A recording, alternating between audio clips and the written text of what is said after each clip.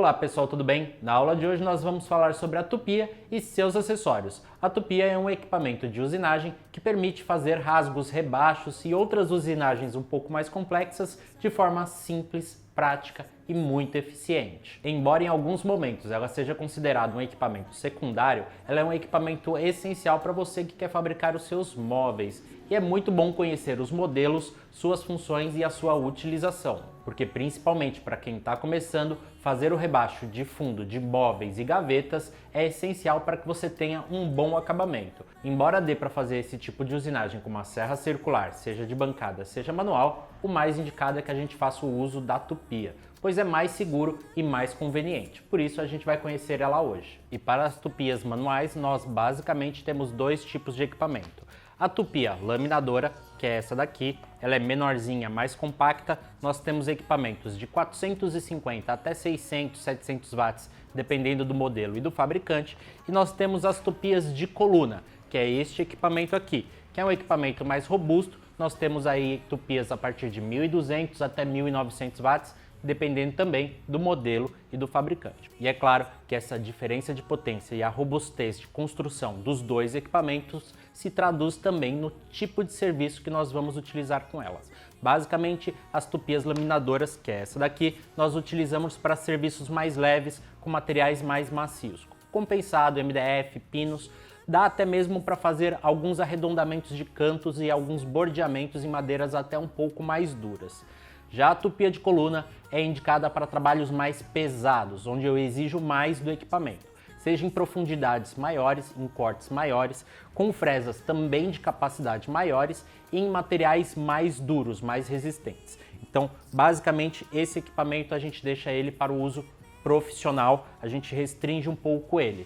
Já a tupia laminadora nós conseguimos utilizar tranquilamente para o trabalho amador, para o trabalho hobby, até mesmo por causa do preço. Nós estamos falando de equipamentos que partem aí de 280, 300, 400 reais para equipamentos que partem aí de 500, 600, 700 reais cada um. Então a gente tem aí uma diferença grande de preço. Essas aqui são as tupias de entrada, que basicamente é o que vocês vão mais trabalhar. Em um primeiro momento, as tupias são extremamente seguras e fáceis de serem operadas. Entretanto, existem aquelas exceções. A tupia é uma ferramenta elétrica que tem sim os seus riscos de operação, então não é um equipamento tão simples de ser utilizado. Ela oferece tantos riscos quanto uma serra circular, principalmente quando eu estou falando do trabalho em madeiras maciças. Quando eu estou falando do trabalho com MDF ou com compensado, são equipamentos um pouco mais dóceis de serem trabalhados, porque esses materiais são homogêneos, então eles não oferecem uma complexidade muito grande na sua usinagem. Já quando eu falo de madeira maciça, a história é totalmente diferente. Por isso, você que está começando na utilização de tupias, comece com materiais simples como o MDF e o compensado. E a utilização em materiais mais homogêneos evita o famoso rebote, o famoso kickback, porque essas ferramentas são ferramentas de corte e usinagem e elas dão sim bastante rebote. Por isso, opte por materiais mais fáceis de serem trabalhados. E agora que você já conhece um pouco desse equipamento, vamos falar sobre os acessórios delas, mais especificamente as fresas e as guias. Normalmente, quando você compra uma tupia, alguns acessórios já vêm junto com o equipamento. É claro que isso varia de modelo para modelo e de fabricante para fabricante, mas basicamente nós temos o equipamento, nós temos as chaves de aperto, buchas redutoras, nós temos a guia copiadora, a guia paralela e alguns fabricantes mandam também uma pequena fresa de mostruário, uma fresinha até de uma boa qualidade, mas de apenas um corte. Uma fresinha paralela muitas vezes vem junto com o kit. É muito importante fazer a leitura do manual de instruções do equipamento que você está comprando para saber exatamente como acoplar cada acessório desse, porque alguns modelos eles têm uma leve diferença, ou muda o parafuso, uma porquinha a mais, um local diferente de encaixe. Então é muito importante dar uma olhada no modelo que você está comprando, no manual, qual é a forma de instalação desses gabaritos. E um outro ponto muito importante é saber qual é o diâmetro da haste da fresa que você pode utilizar no equipamento. Porque a gente pode utilizar fresas de 6 mm, 1/4 de polegada, 12 mm ou meia polegada. Embora normalmente os equipamentos venham com a bucha de redução, que permite que você utilize, por exemplo, 6 mm ou 1/4 de polegada, é muito importante verificar a especificação do seu equipamento para que você compre as fresas com a haste correta que dê no seu equipamento. É muito importante ver essa especificação e saber quais os diâmetros de haste que você pode usar. Já com relação às fresas, existe uma infinidade de tipos e modelos para as mais variadas funções.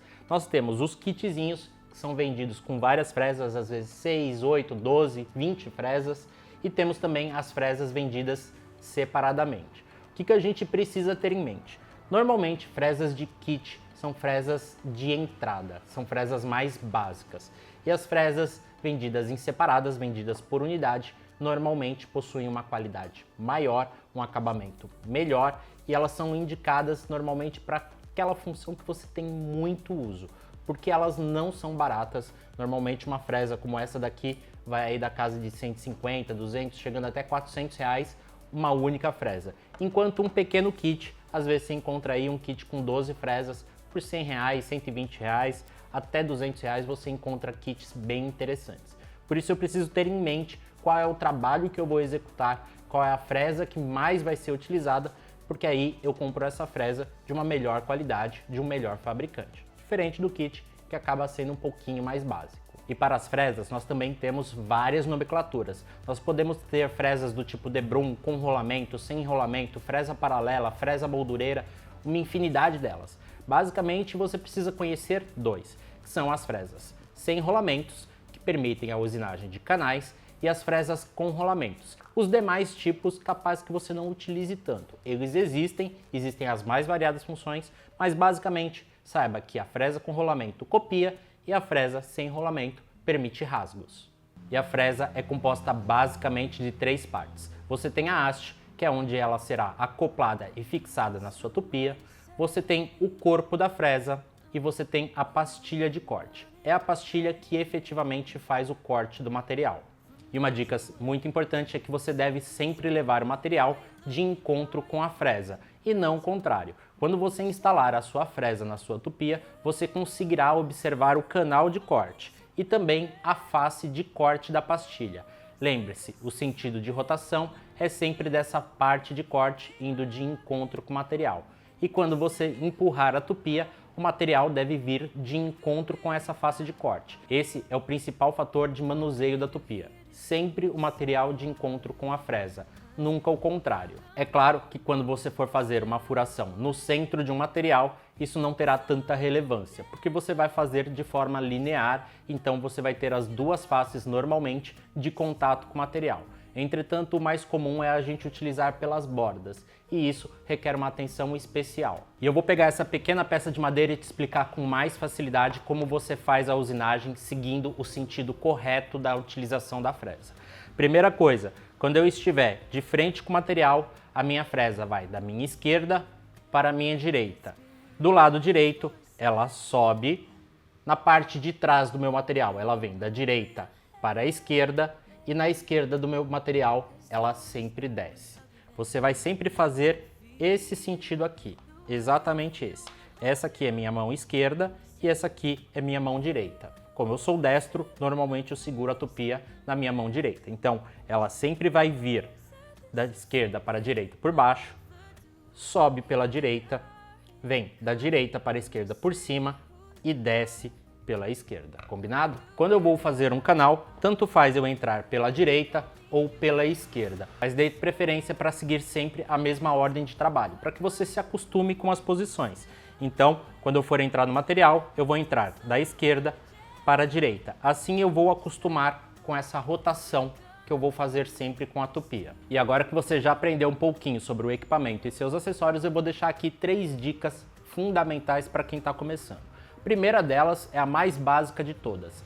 Trabalhe sempre com o seu material fixo na bancada. Sim, deixe as suas mãos livres para trabalhar e manusear o equipamento e tenha sempre a sua peça presa na bancada, uma bancada firme e resistente. O segundo ponto é, você está começando? Faça sempre as usinagens aos poucos. Usine de pouquinho em pouquinho. Mesmo que você tenha que fazer mais passadas, você vai forçar menos o equipamento e correr menos riscos enquanto você se acostuma com o manuseio da tupia. E a terceira dica, eu acho que nem é uma dica, é uma obrigatoriedade, utilize sempre os EPIs. Então, respirador, óculos de proteção e protetor auricular.